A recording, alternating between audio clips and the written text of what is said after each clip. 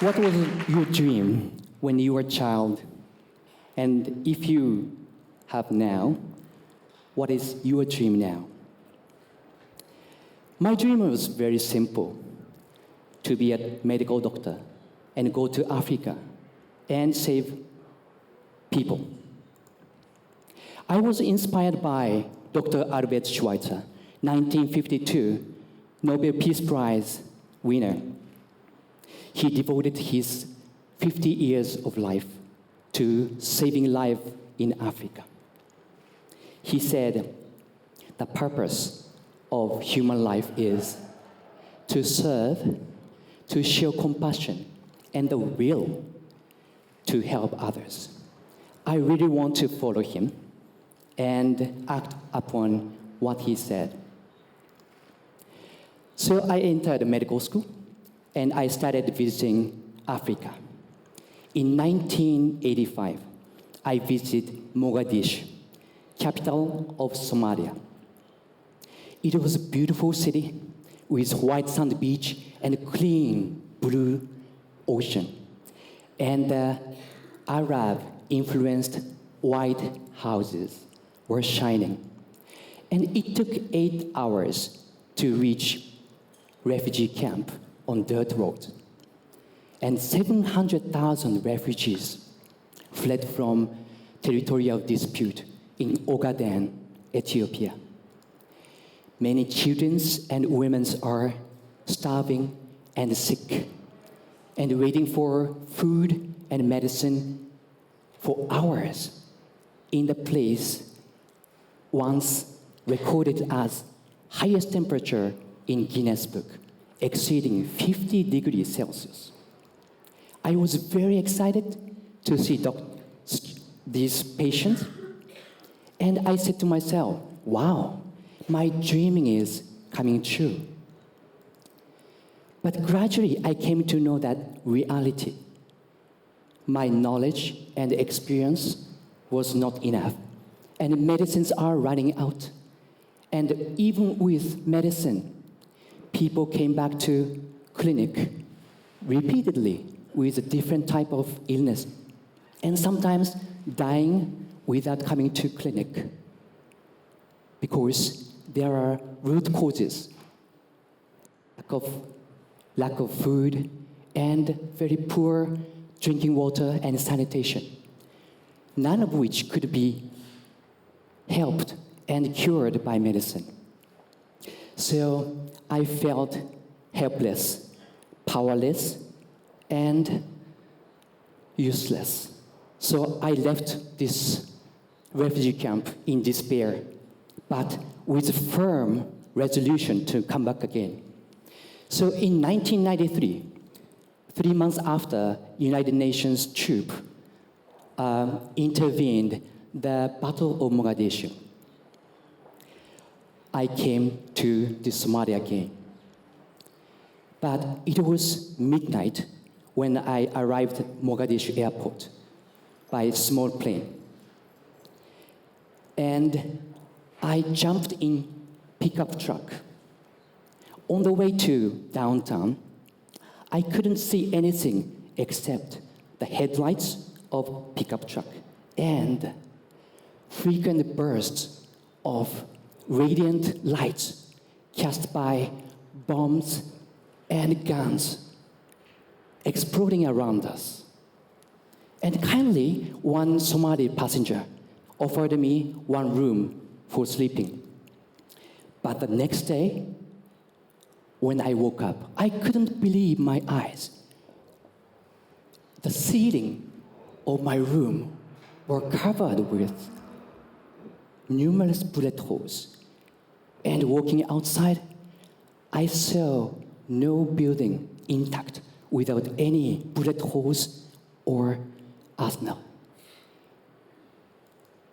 And I decided not to send any medical team to Mogadishu because of this security.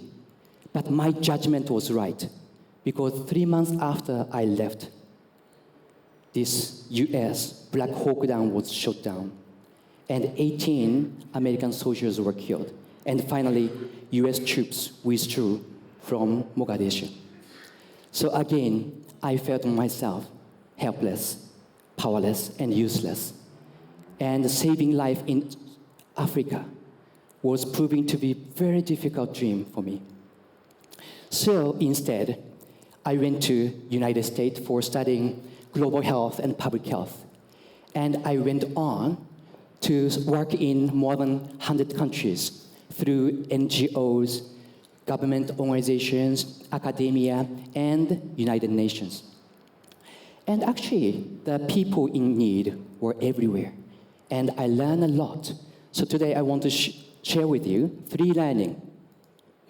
First, hope for the best and prepare for the worst.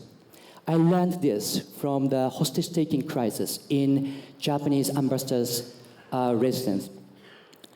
I joined that medical team to take care of hostages, Japanese hostages. And we prepared for every scenario, hoping for the best. But it was the worst case that came to pass when the special force launched a bloody military intervention that killed 2 commandos and all the militants.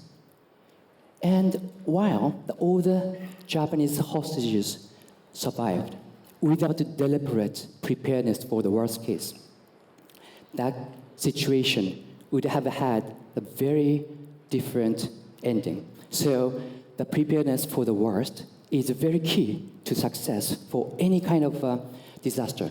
Second learning is trust and build on the power of community. I learned this from Myanmar, where I worked for 3 years from 2007. At that time, Myanmar was under military regime, and mothers and child death were among highest in Asia, and malaria and other infections are rampant. And on top of it, there are 2 very bloody and also terrifying emergencies happened during my stay. First one was Saffron Revolution, a series of political and economic protests supported by respected monks. On 28th September 2007, I witnessed through my office window that military fired on the peacefully demonstrating monks and general public. We couldn't know how many people were shot to death, but Mr. Nagai, Japanese photojournalist, was among them. And second one was Cyclone Nargis in May 2008, killing more than 130,000 people. And that operation was very difficult because affected areas so huge and very hard to reach by car and boat. But in both cases, what was really heartwarming and surprising is the power of community. My local staff made every effort to help those suffering. And the local community, even though they didn't have enough food or water, but they shared. And Buddhist temples became our center of shelter for all the affected people. Third one, don't look at the disease, look at the sick. This is a saying in medical communities, meaning medical doctor should see the patient as a whole, considering not only just health aspect, but psychological and social. And I found this learning in my also work. We tend to see the humanitarian and health programs solely, but we should see the country as a whole and the health system as a whole, and we should support country to build their own capacity and system to address those problems. So with those learning, I came back to Somalia again for third time. And since my second visit of 1993, Somalia had been in chaos, in civil war for more than 20 years. So at the time, I was in charge of child survival programs in UNICEF. And I came across a lot of challenges every day. Like my local office was attacked, and my staff were taken hostages. And a lot of the serious drought and famines left millions of people starving and sick. But this time, I didn't feel helpless because I had a very strong team and local civil societies, more than 200 NGOs working and supporting us. So we dreamed big and planned a nationwide campaign to reach out many children and women with the essential packages of services. We called Child Health Day. So tens of thousands of health workers and volunteers participated, and we succeeded in reaching out 80% of all the children and mothers, meaning 1 million, more than 1 million children and women in Somalia. Actually, I gave all the credit to these frontline workers who devoted their own, the risk and life to this very, very risky operation, even inside of the conflict zone. I'm now working in an international organization called Global Fund to fight AIDS, tuberculosis, malaria. In 1990s, the world faced the HIV pandemic, and the tuberculosis was the main cause of death of AIDS, and malaria was killing a lot of children and women. So millions of people are killed. In 2000, at the G8 summit in Okinawa, global leaders gathered and discussed how to cope with this global threat. The idea of new partnership, 21st century partnership, was born, which evolved into Global Fund. To make effective and innovative, Global Fund created mechanisms for all the partners work together, even from government, international organization, to private sectors, civil societies, and even people living with HIV and other diseases. And that result was amazing. In the past 15 years, 22 million people lives have been saved in over 100 countries. And this slide shows that drastic drop in AIDS death in Botswana, which once had the highest prevalence of AIDS.